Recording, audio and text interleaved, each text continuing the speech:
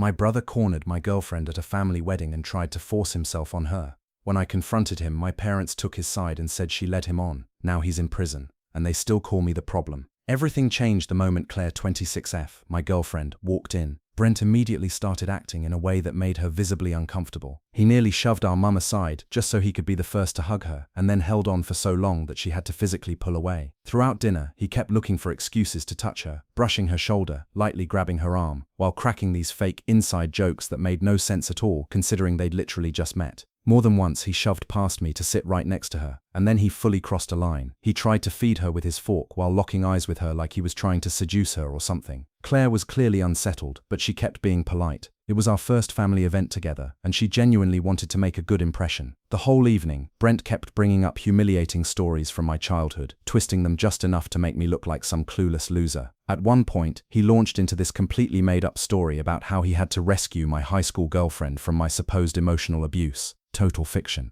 Claire didn't believe a word of it. She already knew what my teenage years were actually like, but my parents just sat there, nodding like everything Brent said was gospel. And after dinner, things only got worse. Claire offered to help tidy up, just trying to be thoughtful. I was helping my dad move a few boxes in the garage when it suddenly hit me. I hadn't seen her in a while. When I walked into the kitchen, I found Brent standing between her and the exit. He had her backed into a corner by the sink, leaning way too close, telling her she deserved someone more exciting than her boring, unstable boyfriend. His hand was on the counter just inches from her hip. She'd already told him to step back twice by the time I came in. As soon as she saw me, she looked so relieved. She walked straight over to me without saying a word. Brent just laughed like it was all some dumb prank, but Claire was trembling. We'd been together for 7 months at that point, and everything had been great, until Brent decided to blow it all up with his obsession. Maybe I should explain a bit about the family dynamic to make this clearer. Brent and I grew up in a small town in Minnesota, in a pretty well-off household. Our parents both worked in real estate and made good money, but they've always cared more about their reputation than the actual relationships in the family. Brent was born 2 years after me, and from the second he arrived, he became their favorite. It didn't matter what he did, it was never his fault. Somehow, I was always the one to blame. Even when we were kids, Brent showed some seriously messed up behavior, and our parents just ignored it. When he was 6, he smashed my gaming console because I didn't let him play when he wanted. Instead of punishing him, they bought him his own and told me I should have been more generous. At 11, he killed my hamster by feeding it chocolate, knowing it was toxic. My parents called it an accident and told me I shouldn't have pets if I couldn't take care of them properly. In high school, he spread rumors that I was cheating on my girlfriend, and it ruined the relationship. My parents brushed it off, saying he was just looking out for her, and this pattern hasn't changed. Brent still lives with them, works at my dad's office, and basically does whatever he wants. He's gone out of his way to sabotage every relationship I've had. With the girlfriend before Claire, he told her parents I had a gambling problem. Not true. Before that, he told another girlfriend I was a serial cheater. Also a complete lie. Each time, our parents either defended him or told me I was overreacting. So when I met Claire, I did things differently. I didn't tell my family about her at all for the first 3 months.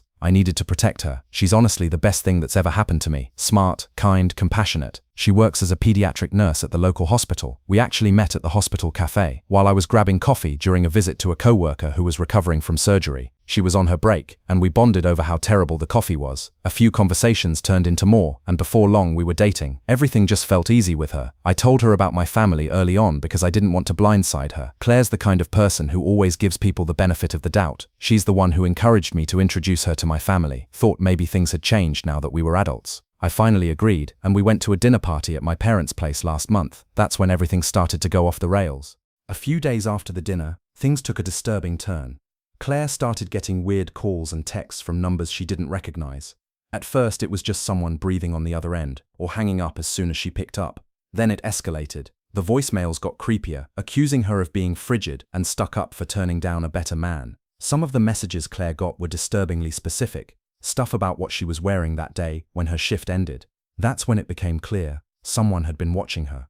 She didn't catch the connection at first, but I recognized some of the voices. They belonged to Brent's old high school buddies. These are the same guys who still hang around him like he's some kind of king, mostly because he throws money at them. Our parents fund his lifestyle, and in return, they follow him around like loyal little foot soldiers. After Claire blocked the original numbers, the calls didn't stop. They just started using new ones, and then his friends began physically showing up at the hospital, pretending to be visitors but never actually visiting anyone. They'd loiter in the pediatric wing, sitting around for hours, making gross little comments just loud enough for Claire to hear. Last week, one of them followed her to her car after her night shift. She called me from the driver's seat, crying. She was too scared to even leave the parking lot in case he was still watching. I had to go get her. I drove her car while my friend followed us in his own, just to be sure we weren't being followed. Claire's been having panic attacks before her shifts now. Her co-workers have picked up on it. They know something's off. Yesterday I'd finally had enough. I gathered everything I had, recordings of the voicemails, screenshots of all the messages, hospital footage of Brent's friends lurking, and went straight to my parents' house. Brent still lives there. I showed him everything. He just sat there with this smug look like I was wasting his time. When I finished, he looked me straight in the face and said, "I have no idea what you're talking about." Then with a little smirk he added, "But maybe if Claire wasn't such a stuck-up bitch, people wouldn't feel the need to teach her a lesson." Something inside me snapped. I punched him. One hit. Nothing serious, just a bloody nose. But he dropped to the floor, screeching like I'd broken every bone in his face. Our parents came rushing in, and of course they immediately turned on me. Didn't even look at the evidence I brought. Mum was hysterical about her baby boy being assaulted. Dad started shouting that I've always been jealous of Brent and that I need therapy for my rage issues. I tried to explain everything. The harassment, the stalking, the fear Claire lives with every day. But Mum just cut me off and said maybe Claire had led him on, probably flirting with him at dinner and now playing the victim. Then Dad told me to get the hell out and not come back until I'd apologized to Brent and gotten my head on straight. So now I'm sitting in Claire's apartment. She finally cried herself to sleep in the other room. She's scared out of her mind about going into work tomorrow. Her supervisor has been supportive so far, but Claire's terrified that if this keeps up she could lose her job. She loves what she does. Working with kids in the pediatric ward is everything to her, and she shouldn't have to give that up because my brother is unhinged. I honestly don't know what to do anymore. Every time I think Brent's hit rock bottom, he finds a new low. And my parents, they're enabling it. They're gaslighting us both, pretending we're imagining all of this. The cops won't lift a finger without concrete proof that Brent's behind it all. Meanwhile, Claire's scared to go outside. Her career is at risk, and somehow, we're the ones being treated like the problem. If anyone's been through something like this, how the hell do you protect someone you love while dealing with a toxic, delusional family? Am I doing enough to document everything? Should I be doing more? Because right now, I feel like I'm screaming into the void. Update 1. First off, thank you to everyone who responded to my original post. Reading your comments really helped me understand how serious this situation is. Claire and I started taking action, following a lot of the advice you gave about gathering evidence and getting the law involved. Unfortunately, things have only gotten worse in the last 3 weeks, and I just need to get it all out. We took your advice and went to the police. We spent hours putting everything together, screenshots of the texts, recordings of the voicemails, video from the hospital showing Brent's friends just hanging around. 3 of Claire's co-workers even wrote statements about what they'd seen. At first, the officer we spoke with seemed genuinely concerned, especially about what was happening at her workplace. But the second we mentioned the name Zach, Brent's best friend and one of the main guys harassing her, everything shifted. Turns out Zach's dad is a police sergeant in town. The officer's whole demeanor changed. Suddenly, he was acting like we were overreacting. He said unless we could directly prove Brent was pulling the strings, there wasn't much they could do.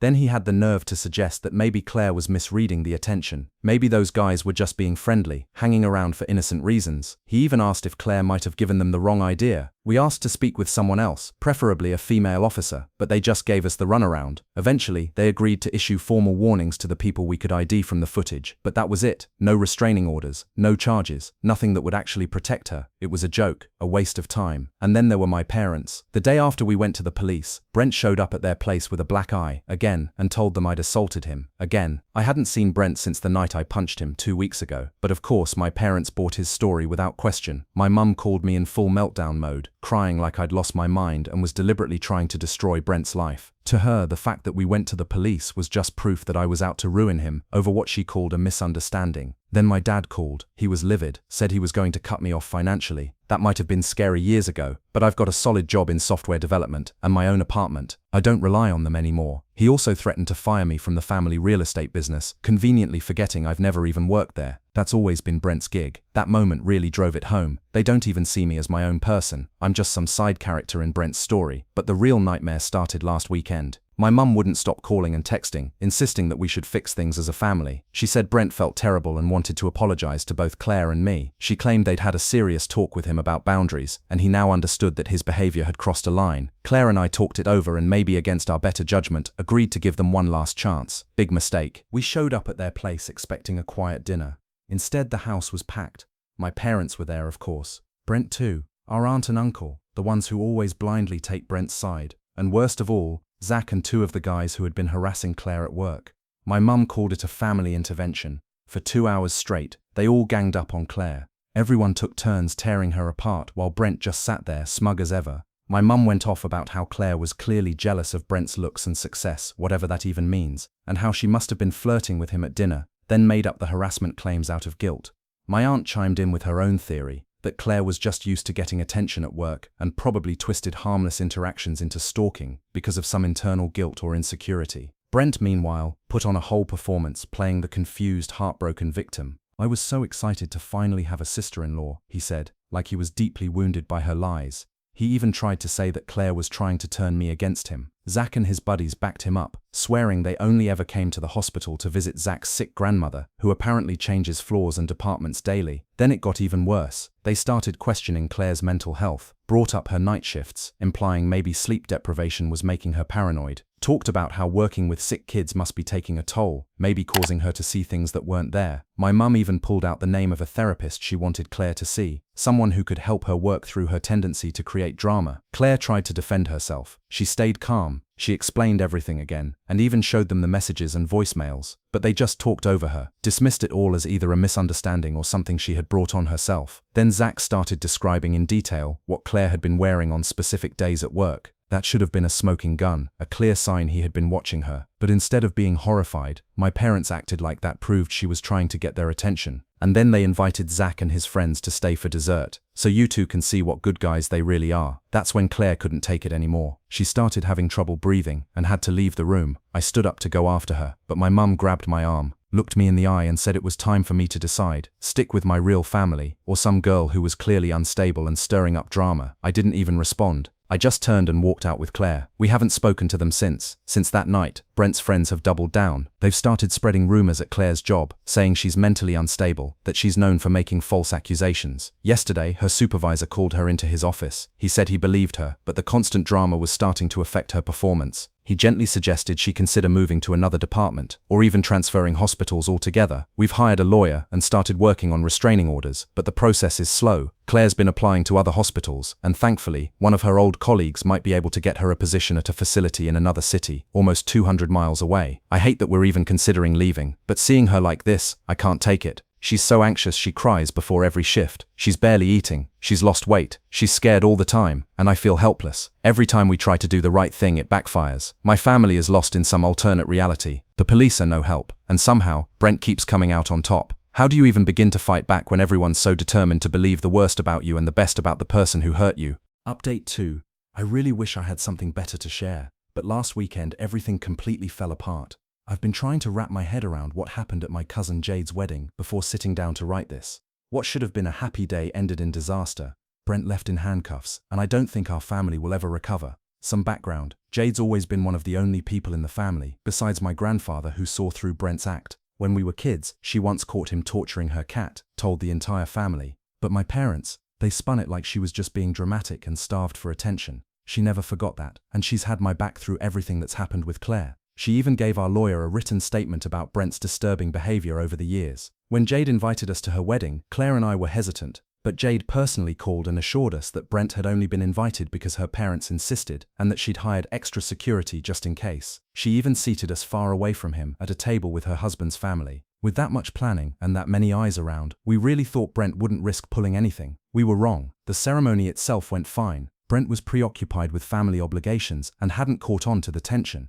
At the reception, things actually seemed normal for a while. He stayed at the family table with our parents. We stayed across the room. For the first time in weeks, Claire was starting to feel like she could breathe again. Then around 8 p.m. she got up to use the bathroom. 10 minutes passed, and I happened to notice Brent was no longer at his table. Something didn't sit right, so I went to check. As I was heading toward the bathrooms, I heard Claire scream. I bolted. But Jade's husband Eli and his brother got there first. I turned the corner and saw them pulling Brent off Claire. He had her pinned against the hallway wall outside the bathrooms, one hand clamped over her mouth, the other gripping her arm so hard it left visible bruises. She was struggling, trying to fight him off. Her dress was torn at the shoulder. She was shaking, crying. It was one of the worst things I've ever seen. Brent was clearly drunk. He started yelling that Claire had been teasing him all night, even though she hadn't been anywhere near him. Then he flipped the story, saying she followed him into the hallway like she was the one pursuing him. Eli's brother, who's a cop from another city, called the local police while Eli helped Claire into a private room. Jade and her mum were there trying to calm her down, and then it got even uglier. When the police showed up, my parents tried to stop them from arresting Brent,